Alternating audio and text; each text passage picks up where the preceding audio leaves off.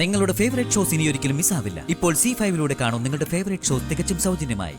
അമ്മേ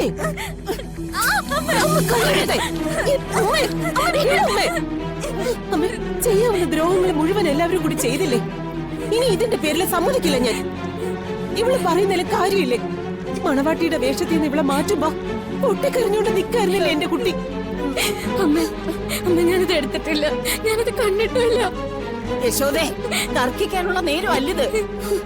അവിടെ താലിപൂജ എന്നൊരു ചടങ്ങുണ്ട്, അത് നടക്കാൻ പോവാ. അതിനു മുമ്പ് പ്രിയങ്കയുടെ കഴുത്തിലിടാനുള്ള താലി അവിടെ എത്തണം. അമ്മ എന്തൊക്കെയാ പറയുന്നേ? അങ്ങനെ ഒരു താലി ഇപ്പൊ എവിടെ കിട്ടാനാ? അതും കൊണ്ട് ആർക്കാ പോവാൻ പറ്റുക? എന്താ അവരോട് പറയാ? താലി വീണു പോയെന്നോ? അതിലും വലിയ അപശകുനം വേറെ ഉണ്ടോ? എന്റെ താലി പെട്ടിക്കകത്തുണ്ട്, രണ്ടും ഒരുപോലെയാ. തൽക്കാലം അതെടുക്കാം.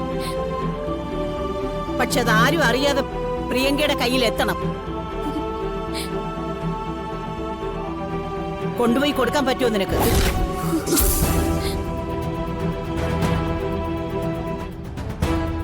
പറ്റില്ല, ഇവളെ പറഞ്ഞയക്കണ്ട. പറഞ്ഞയക്കണ്ട. പകരം താലിയില്ലാത്ത മകൾ ഇങ്ങോട്ട് തിരിച്ചു വരും. ആളുകളുടെ മുന്നിൽ അപമാനിക്കപ്പെട്ടാലേ ദേവൻ എന്താ തീരുമാനിക്കുന്നതെന്ന് നിനക്കറിയാലോ. അത് നിനക്ക് കാണണോ?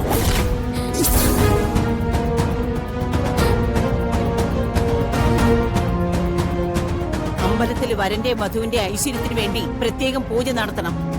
അതിന്റെ പ്രസാദം കൊണ്ടു കൊടുക്കാനാണെന്ന് പറഞ്ഞ് കണിമംഗലത്ത് എത്തണം. ആ പ്രസാദത്തിന്റെ അടിയിൽ താലി വെച്ചാ മതി. എന്നിട്ട് അതെടുത്ത് പ്രിയങ്കയ്ക്ക് കൊടുത്തിട്ട് അത് അണിയാൻ പറഞ്ഞാ മതി. അങ്ങനെയാണെങ്കിൽ ഞാൻ രാധികയും കൂടി പോവാം. വേണ്ട, എല്ലാവരും കൂടി ചെന്നാലേ അവര് സംശയിക്കും. മാത്രമല്ല, കല്യാണ പെണ്ണിന്റെ അമ്മ അങ്ങനെ ചെല്ലുന്നതിലും തെറ്റുണ്ട്. എന്താ, നിനക്ക് ഒറ്റയ്ക്ക് പോവാൻ പേടിയുണ്ടോ?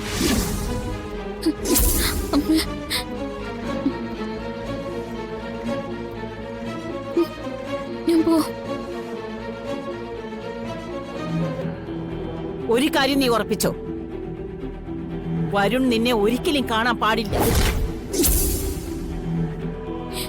അല്ലാതെ വേണം അത് പ്രിയങ്കയെ ഏൽപ്പിക്കാൻ. പോകുന്ന കാര്യത്തിന് എന്തെങ്കിലും ഒരു വീഴ്ച വന്നാ ഇനി വരുന്ന കാര്യത്തിന് നീയാ കാരണക്കാരി.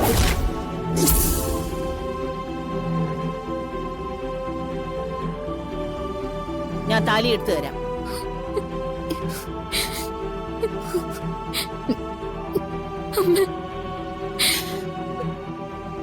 ആരെ അമ്മയ്ക്ക് തള്ളിക്കളയാൻ പറ്റുന്നില്ലല്ലോ മോളെ.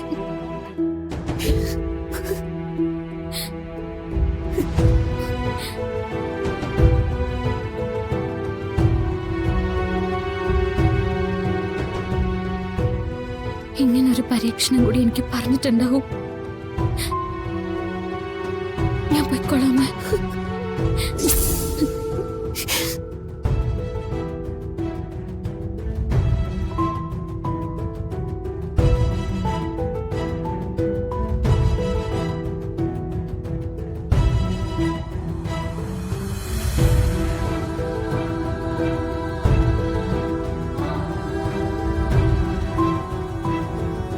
ഡൗൺലോഡ് ചെയ്യൂ C5 ആപ്പ്. കാണൂ എല്ലാ എപ്പിസോഡുകളും സൗജന്യമായി.